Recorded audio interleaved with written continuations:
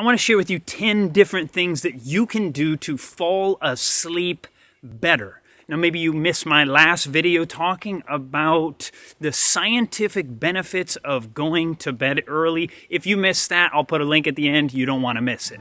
Hey everybody, Chad Cruiser here with Health and Homestead. Let's start with the very first one. This is probably the least important of them. There may be reasons why you're struggling falling to sleep, but we're gonna talk about a scientifically proven natural remedy that may help you fall asleep better. It is this right here. This is hops. You can make a tea out of it. A study was conducted on nurses who work night shift on a revolving time shift. The study wanted to determine the sedative effect that a non-alcoholic hops drink would have on individuals who had what the researchers called a work-stressed experience. In the study, the nurses would consume a drink containing hops, 0% alcohol, with their supper for 14 days. They were monitored by something called ActiWatch, a device that would measure the amount of movement they made while sleeping.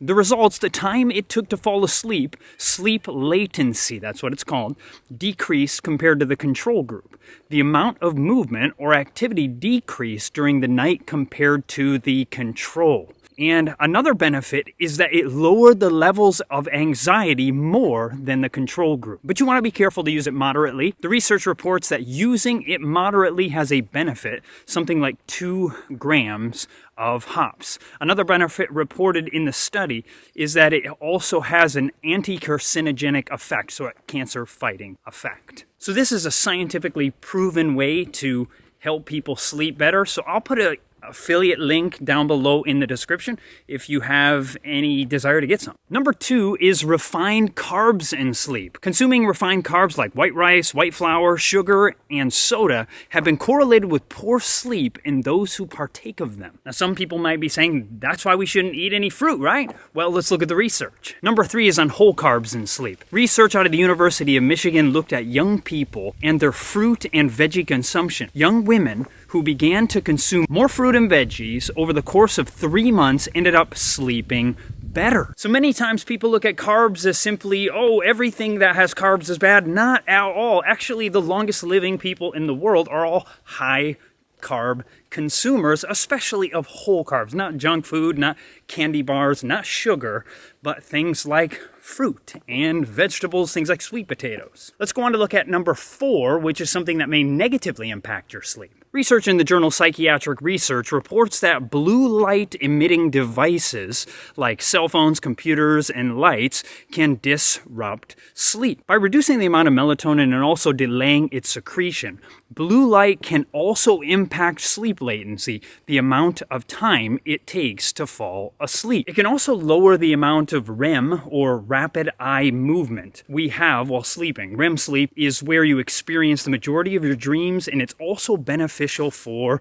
memory. Number 5 goes right along with it, blue light blocking glasses. Researchers gave people at one point clear glass that did not block blue light, and at another point blue light blocking amber colored glasses. These were to be worn 2 hours before bedtime. And wearing the blue light blocking glasses enhanced the sleep and lowered the levels of insomnia. It also enhanced their quality of life and lowered their stress levels. First time I ever really saw somebody doing this was I was over at a friend's house, and it was getting later in the day, and we were visiting with them, and they both put on their yellow or their amber colored or their orange colored glasses. And sure, it looks a little funny, but it might be something that would be beneficial for you, especially if you're someone who struggles with falling asleep or you struggle with something like insomnia. Number 6 is exercise and sleep. A meta-analysis of 34 studies looking at exercise's impact on sleep was reported in Advances in Preventative Medicine. The vast majority of studies found a benefit in sleep in those who exercised. You say, okay, not all studies showed a benefit. Well, it could be that for certain people, evidently, they struggle falling asleep if they exercise close to bedtime.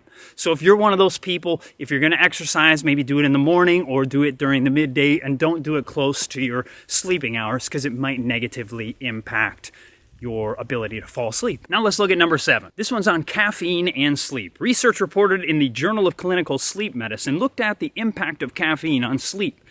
They had people take 400 milligrams of caffeine 3 and 6 hours before bed, and right at bedtime they had others do it. In commercially brewed coffee, you may find around 500 milligrams of caffeine. It turned out that in all cases, sleep was negatively impacted. Now, I want to share with you a little bit of my experience with this.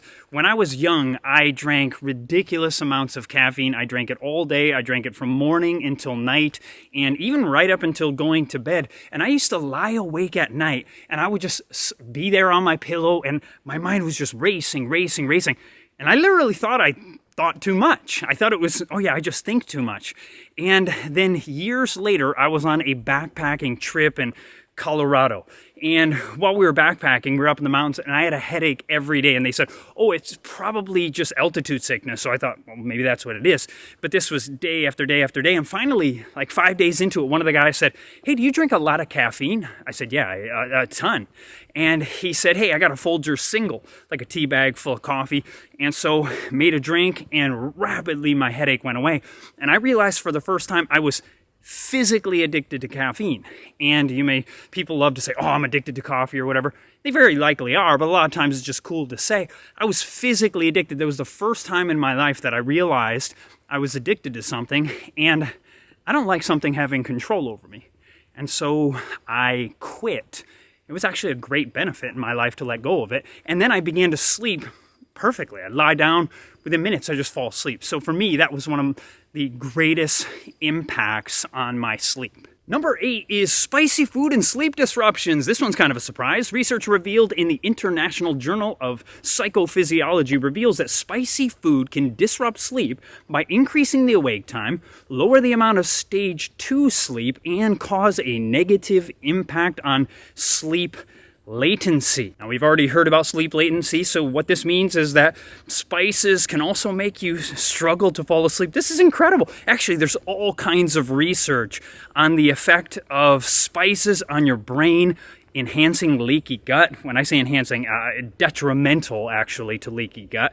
And so if you struggle with falling asleep, this is one factor that may be impacting you and might help you to fall asleep better. I want to talk a little bit about one of the most popular things people do when they struggle with falling asleep. They use sleeping pills. Researchers have looked at the impact of sleeping pills on mortality. It turns out that taking sleep medication doubles the chances of dying of all causes. Some of the common side effects of sleeping pills are things like daytime sleepiness. I thought it was supposed to help that. Diarrhea, constipation, dizziness, headaches, stomach problems, weakness, heartburn, memory problems, attention problems, and on and on. To think that these pills are increasing your chances of dying just seems like, well, boy, they're not so helpful. Some of these other things might help you so that you don't have to use the pills. On to number 9, alcohol negatively impacts sleep. Research in the journal Alcoholism, Clinical and Experimental Research did a meta-analysis and found that alcohol in any amount delays the onset of REM sleep and lowers the amount of total REM sleep. In the European Respiratory Journal, research reveals that not only heavy drinking, but moderate, or what the researchers called modest alcohol consumption, increases the likelihood of sleep apnea. Sleep apnea is where an individual is sleeping and their airway is cut off and they can't breathe. And often they don't really know, but if someone's living with them, they typically can hear it. They hear that the person stops breathing, and then maybe they make kind of a terrible, even scary noise. And alcohol increases the chances of having sleep apnea. Well, what's the best way to get rid of sleep apnea? Research has shown that the most effective method at reversing sleep apnea is weight loss. And by the way, if you're tired all the time and you can't figure out why, maybe you want to take a sleep study, meaning you have to go to a sleep center and have them test you to see if you have this obstructive sleep apnea. And if you do, it would be well for you to have a CPAP machine, one of these masks that they put on that forces airway down when you are sleeping. You think, oh man, I couldn't sleep like that. And I know someone like that, they said, no, I just can't do this. But then they got to the point where they feel so much better with it. And hey, if you lose enough weight, you might be able to get rid of it altogether. But until then, it would be much better to sleep well at night. I was listening to a doctor by the name of Agatha Thrash, and She, to me, is one of the best medical doctors that I know of in history. She had an incredible understanding of physiology. She also understood a lot about the science of natural cures. And one of the things she shared is that she said to her husband, "How is it that when you go to bed, you put your head down and you just fall asleep?" And he said, "I thought that was the purpose of going to bed." And, you know, I mean, that's a funny statement, but I think that's really it. We don't go to bed to go over and over and over and over past difficult experiences. We go to bed to sleep. And so learning to just decide, I'm going to bed. I'm not going to try to fix all the world's problems in a night.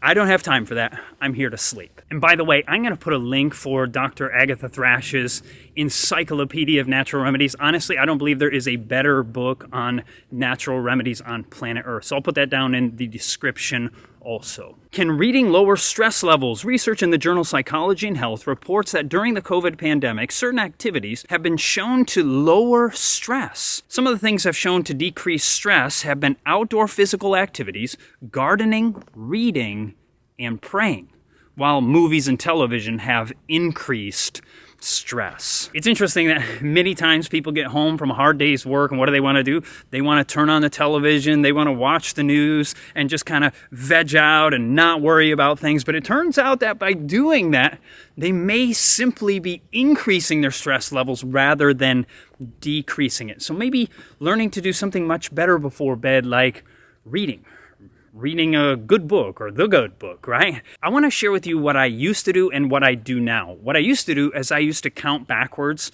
from, say, 1,000, and I would count backwards by 13. And by doing that, it would take me a while to do the arithmetic to remember what would be 13 below 1,000, then down from there.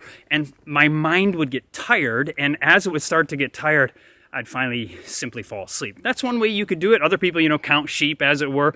Counting your blessings. I have a whole video on gratitude and its benefit to your mental health. Research, study after study has come out showing that going over things that you're thankful for are beneficial for your mental health. It makes you happier. And what I've now done for years is, back in 2004, I had finished memorizing the book of Mark, and to this day, almost every single night while I'm lying in bed, I'm going over a chapter from memory, and slowly as I go through that chapter, my mind becomes tired and I typically fall asleep before I finish the end of the chapter. And so a chapter may take 4 to 5 minutes, and much of the time, if I'm doing that, I simply fall asleep in that very short time period. So it's so beneficial, and that helps just clear the mind, and I'm able to sleep. I'd love to know, do you have any things that you do that I didn't mention that you find help you fall asleep? I'd love to hear that down in the comment section below. Like I said, if you haven't seen the last video that we did on the scientific benefits of going to bed early, I'm going to put a link maybe right over here, so you don't want to miss that. Thank you for watching. If you have any questions, comments, or videos you'd like me to produce, let me know in the comment section. God bless and have a fantastic day.